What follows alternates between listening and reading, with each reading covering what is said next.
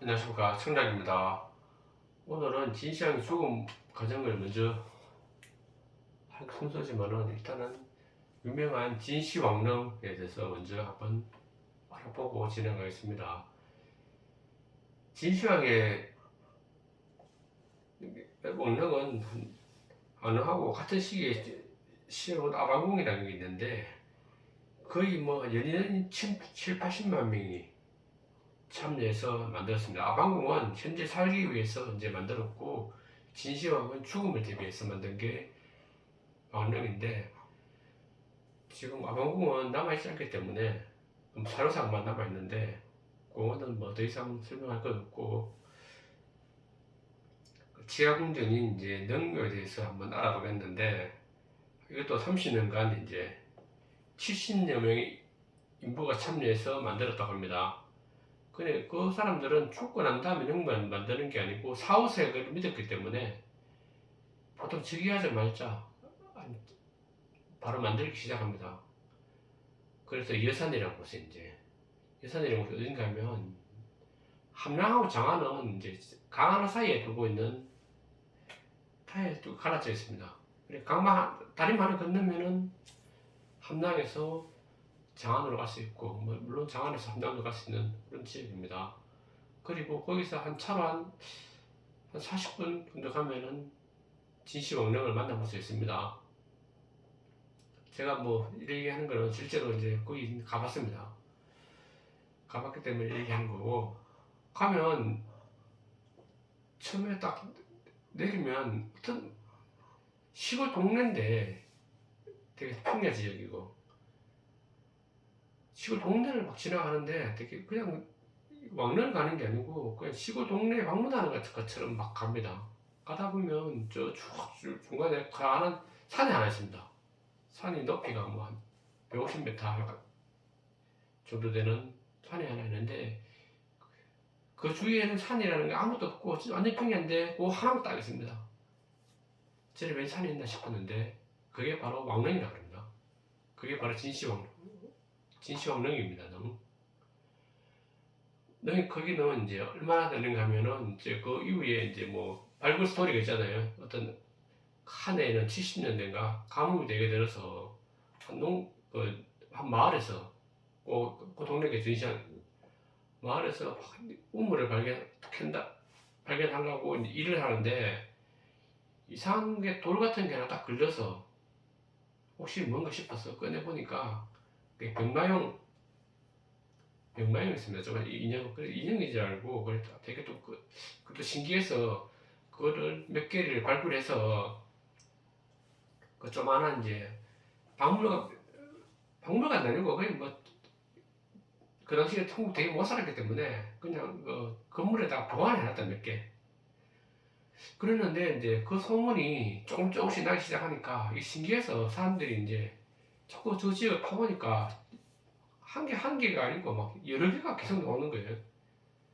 처음에 봤을 때는 이게 막 백마용 캐릭터인데 지금은 전부 노란 일색인데 원래는 금방 꺼냈을 때는 칠색이 다 있었거든요. 색깔이 사람 색깔, 피부 색깔이죠. 있었는데 이게 햇빛을 보니까 다 반사돼서 없어진 건데 그 처음에는 이제 금방 꺼냈을 때는 채색이 다 돼 있었답니다.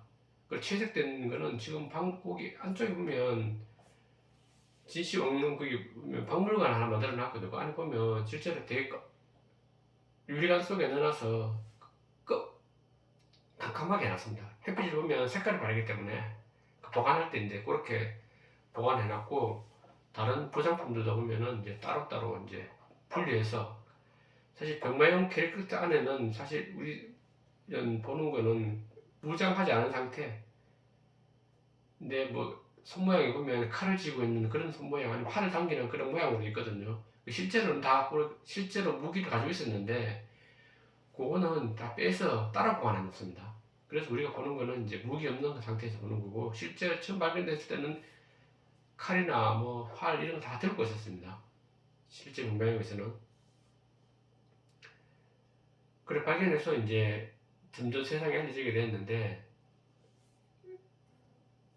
그래서 일단 우리가 알고 있는 거는 그림 보다시피 다 발굴을 해보니까 가로 세로 가로가 8,500제곱미터고 세로가 7,000제곱미터.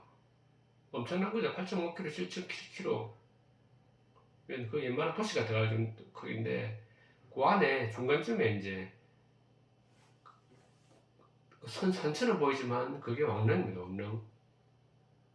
왕릉이고, 왕릉은 둘레가 뭐 1390m 정도 된다 그러고, 그리고 안쪽에 보면 높이가 이제 지금은 130m라는데 그게 무너져서 한 20m 이상 무너졌다고. 그래서 추정하기에는 150에서 160도 됐는데 이제 세월이 많이 지나고 무너지고 해서 그 정도 남아야 됩니다.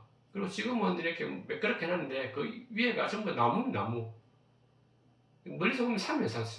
그래, 그동안 뭐 다 산인 줄 알고 있었겠죠. 산이고, 그 지하에는 이제 뭐 지하 60m 정도 들어가는데 60m 안에 보면 이제 거기 바닥은 이제 구리로 해서 만들고, 그러고 그 안에 보면 그러고 이제 그 안에다가 이제 산이나 강 모양을 다 만들어 놨습니다. 모양 만들어 놔서 그 안에 만들어 놓고 그 강에는 이제 수온이 흐르게 해놓은 수온으로 만든 강을 만들어 수온이 계속 흐를 수 있도록 그런 장치를 만들어 놨답니다. 저도 어차피 저 안에 들어가본 사람 아무도 없고 지금 개발 안 했기 때문에 그 모형을 만들어서 그 옆에다 이제 전시해놓은 공간이 있습니다. 그거는 이제 묘연패는 안 넣고 그 장안 좀 드러나서 장안에다 이제 만들어놨는데 거기 가보면 이제 천장에 보면 뭐 천장에도 수온으로 다 덮어갖고 그 안에 이제 별 같은 거, 별 모양을 다 만들어놨습니다. 그러니까 이게 은하수를 표현한 거죠. 은하수, 그러고 우리가 볼 수 있는 금성, 수성, 그 당시에 장안에서 보는 밤하늘을 다 만들어 놓고 바닥은 산을 만들어 놓고 강을 만들어 놓고 그러니까 사후세가 완벽하게 있다고 생각하고 그 안에 이제 왕릉이 있는 겁니다. 그 시체가 수원의 중간 바다를 만들고 그 중간에다가 이제 과일을 갖다 놨다는데 실제로는 지금은 개발을 아직은 못하고 있습니다. 70년이니까 의미하면 뭐 한 50년이 지났는데 못하는 거는 안 하려고 하겠는데 문제는 저게 본 간을 묘를 개방을 하면 수온이 다 흘러나 버립니다. 그러면 어떤 현상이 일어날지도 모르고 그걸 어떻게 발굴하는지 그런 방법도 없고 전 세계 학자들이 다 얘기해도 다 자신이 없어 합니다. 혹시나 괜히 잘못 한번 발굴하면 다시 복원이 안 되기 때문에 일단은 발굴을 보류하는 상태였고 그리고 이제 또 일부에서는 굳이 그 왕릉을 발굴할 필요가 있느냐 그런 의견을 제시하는 사람도 많고 또 기술적으로 불가능하고 그렇기 때문에 아예 손을 안 댔습니다. 그대로 있습니다. 이제 뭐 기계 같은 걸 가져가서 거기 이제 뭐 깊이라든지 넓이 그래갖고 뭐 수온 같은 농도 같은 거 측정해 보면 수온이 이제 뭐 빚어 나오는 게 농도가 엄청 진하답니다. 그래서 분명히 수온이 많이 됐다는 걸 알 수 있고 그리고 넓이는 이건 다 알 수 있는데 어떤 개발은 하나도 못 했습니다. 그걸 보려고 시간을 이게 왕래에 갈 필요가 전혀 없습니다. 어차피 못 보기 때문에. 그리고 그 옆에 이제 8km, 7km 안쪽에 보면 제가 여러 개 이제 그 주위를 뺑 둘러가면서 이제 우리가 발굴했는 이제 갱 그리고 뭐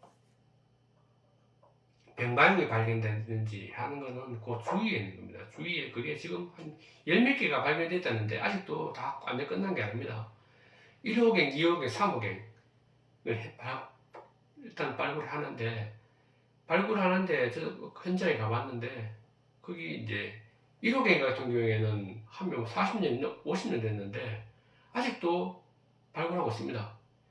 한 층만 있는 줄 알았더니 타면 그 밑에 층이 또 있고 있답니다. 몇 층이나 지금 3층쯤 발굴하고 있는데 아직도 발굴 작업이 끝났고 2호갱은 그것도 한 10년 이상 됐는데 거기도 이제 첫 번째 층만 했고 3호갱은 이제 발굴한 지 얼마 되지 않았습니다. 거기도 지금 발굴하고 있고 그래, 이 발굴 속도가 왜 이리 느리냐 하면, 그게 옛날에 여기 시안 쪽에 대지진이 한 번 있었습니다. 그게 60년대인가.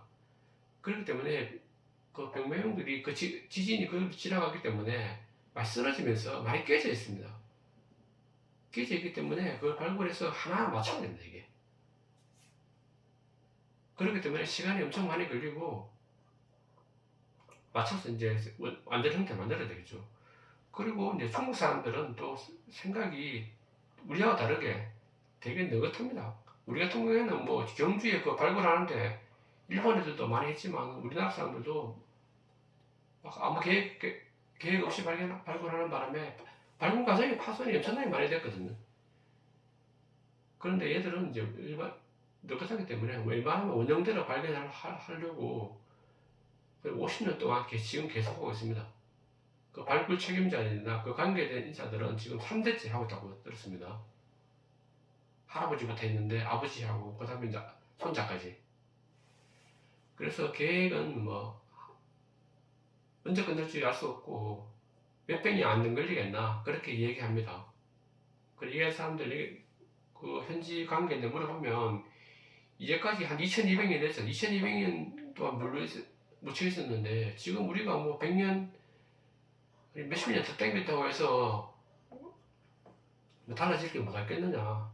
그래서 일반은 훼손하지 않고 천천히 발굴하자 해서 지금도 열심히 발굴 중에 있습니다.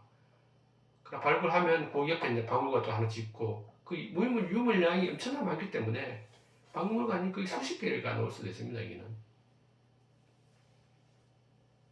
뭐 이집트 피라미드 뭐 오탕카멘 무슨 보면 거기는 사실 뭐 발굴품 별로 없거든요. 나온 게 여기하고 비교하는 것 자체가 불가능하고 규모가 엄청납니다. 하여튼 진시황릉이 이제까지 얻는 제왕들 부분 중에서 가장 큰 거고 그리고 유물도 가장 많을 거다 생각하고 있고 그러나 더 큰 게 이제 미가 비싼 게 이후에 이제 뭐 시간은 한 800년 지나서 척천무는 척천무 아실 겁니다. 그 척천무가 고종하고 자기 남편이랑 같이 묻혔는데 그런도 엄청나게 큰 규모인데 얼마 전에 이제 몇 년 안 됐습니다. 그 발굴을 시작했습니다. 그리고 시황예능은 결국은 이제 요구를 못하게 어떤 침입을 못하게 어떤 발사장치 같은 것도 다 있었다고 하고 그리고 그 비밀이 새어 나갈까봐 그 공사에 참여한 마지막 사람들은 아예 못 나오게 다 묻어버렸습니다. 그 안에. 그렇기 때문에 이제 진시황릉은 이제 4, 5세기로만 남기려고 했던 진시황릉의 의지가 보이는 그런 데입니다. 그러고 계속 이제 산으로 나무도 심고 그 위에 뭐 풀도 심고 했기 때문에 멀리서 봤을 때는 시간이 지나고 난 다음에는 다 그냥 그냥 산이었어요. 산. 누구도 들어갈 생각도 못했고 있는지도 몰랐기 때문에 현대에 와서 이제 발견하게 된 세계 최고의 불가사기죠. 그런 게 진시황릉입니다.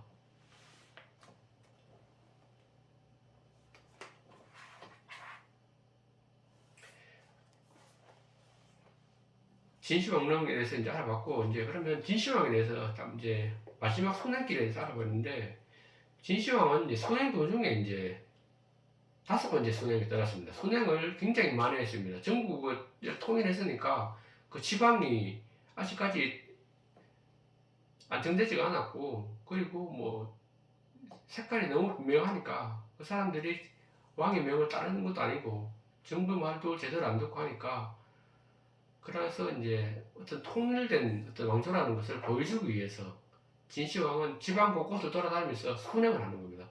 순행하면서 이게 통치가 제대로 되고 있는지 백성들의 뭐 상황 어떤지 이런 걸 알아보기 위해서 5차례 순행을 했어요. 순행 한번 나가면 그 몇 년씩 걸리는 것도 많았기 때문에 일설에 의하면 진시황은 통일되고 난 다음에 10년 동안은 거의 반 이상은 밖에서 생활했습니다. 순행을 하면서 순행하면서 마차에서 뭐 공문서 읽고 결제하고 잠시도 쉴 틈이 없었답니다. 그리고 시스템 자체가 그때 봉건제가 아니고 군연제를 실시하기 때문에 전부 다 웬만한 거는 왕의 결재가 필요하기 때문에 왕이 잠시도 쉴 시간이 없었습니다. 그리고 일벌레, 요즘 말하는 워커홀릭이었습니다. 자기 맡기기보다는 본인이 다 챙기는 그런 스타일이기 때문에 엄청난 이제 일을 많이 했고 선행도 많이 했습니다. 그래서 이제 5번째 선행을 떠났는데 선행 도중에 이제 방사 서씨를 만나는데 방사 서씨는 누군가 하면 그 불로장생약을 찾아다니는 그 착각하고 거짓말해서 돈 타고 있는 그런 이제 도사라고 말하는 사람입니다. 그 사람 우연히 만났는데 선약이 어디 있다고 해서 또 그 많은 사람들이 선약을 구한다고 어떤 뭐 성까지 갔는데 결국은 선약을 못 구하고 돌아와 버렸습니다. 돌아오니까 방사는 겁이 나서 도망가 버리고 시황제 대회를 이제 그 찾아러 갔다 대회를 인솔해갖고 산둥성 이제 병원진에 왔는데 병원진에서 몸이 안 좋아서 몸져 넣었습니다. 산둥성하고 그러니까 뭐 장안하고 거리가 엄청 멀잖아요. 그래서 병원져 넣었는데 비행기로 가서 지금 한 2시간 이상 걸리는 겁니다. 제가 가봤어야 하지만 그런데 그래서 이제 몸져 넣었는데 죽음이 이제 안 됐구나 입 밖에지자 이제 부수를 소환하는 편지를 써서 이제 함남에서 시황제 후사를 준비하게 하는 편지를 보냅니다. 편지를 써서 이제 보냈는데 그 당시 부서는 함남에 있는 게 아니고 그때 진시황이 좀 위험을 대들고 이래서 위험을 받아갖고 저기 함남에서 떨어진 지역에 목념이 이끄는 장군 밑에 가서 그 강군이라는 군사를 감독하는 그 책임을 떠맡고 있었기 때문에 함남에서 떨어져 있습니다. 그 사람에게 이제 자기 아들한테 편지를 써서 후사를 준비하겠는데 이 편지가 문제는 이제 소아인 조고 그때 환관인데 조고에게 압수를 당합니다. 조고는 누군가면